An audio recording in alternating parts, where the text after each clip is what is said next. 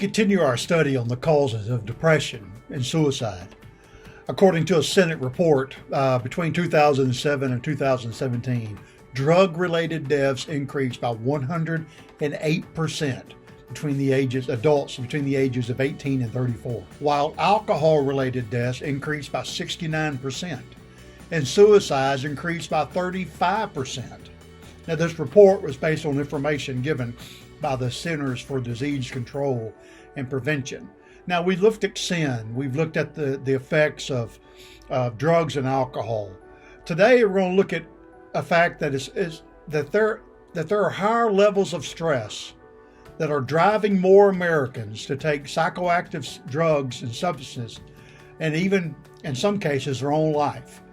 Stress is a problem in our country that is unbelievable. In 2018, 8 in 10 adults reported feeling stressed during their day. 44% reported that their stress levels had increased over the last 5 years. Most people state that their stress is due to concerns about the future, money, work, the political climate, violence, and crime. A high number of church members deal with stress as well. Another cause for depression and suicide is pain. More than 1 in 3 adults are prescribed prescription pain reliever for a physical pain.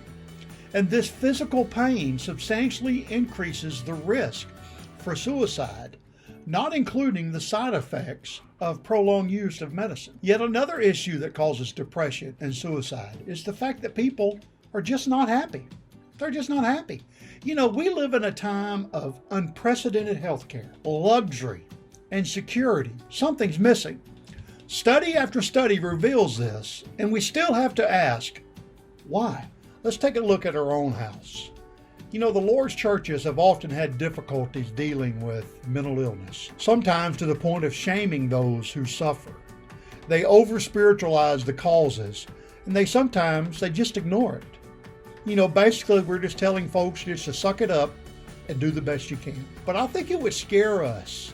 It would scare us to death at the number of people in the pews that deal with unreasonable, overwhelming sense of confusion and despair that leads to thoughts of ending their life. Now, this can be a thick sense of confusion and anxiety that descends on them and leads them to feel that killing themselves is the only thing that makes sense. Now, I know there are some of you that may be thinking, well, you know, I've never felt that way. I've been sick. I've been depressed, and I've never felt that way. So it must not be real.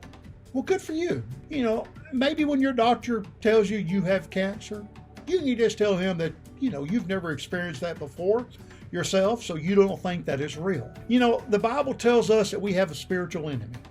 That's in 2 Corinthians 2:11. The Bible also teaches that Satan is a liar, the father of lies, and a murderer, and he comes only to kill, steal, and destroy. Satan specializes in deception, in confusion, in hopelessness, in despair, and even death. Sometimes Satan gets us to entertain thoughts or lies along those lines of thinking that it's better off without you, that there's no hope, there's no forgiveness.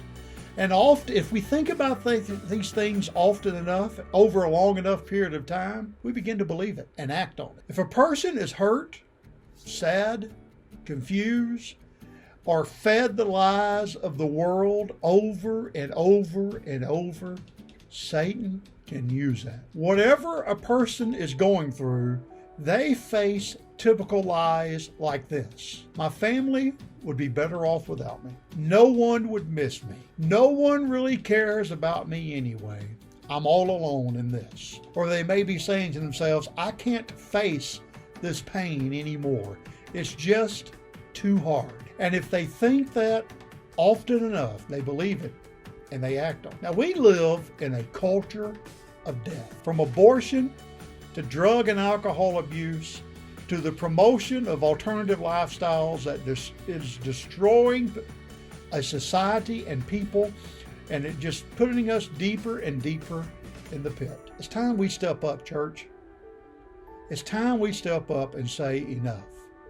It's not enough to say what is right and what is wrong, but we got to show people and tell them why it's right and why it's wrong, and the consequences of doing that which is good and that which is bad. People are dying and going to hell, and they're suffering the entire way. And it's up to us, the ones that have the answer, to say enough. Hit our subscribe button on YouTube. Like our Facebook page to be kept up to date with the struggles and the answers that's available. You're not alone in this. Your hope can be restored.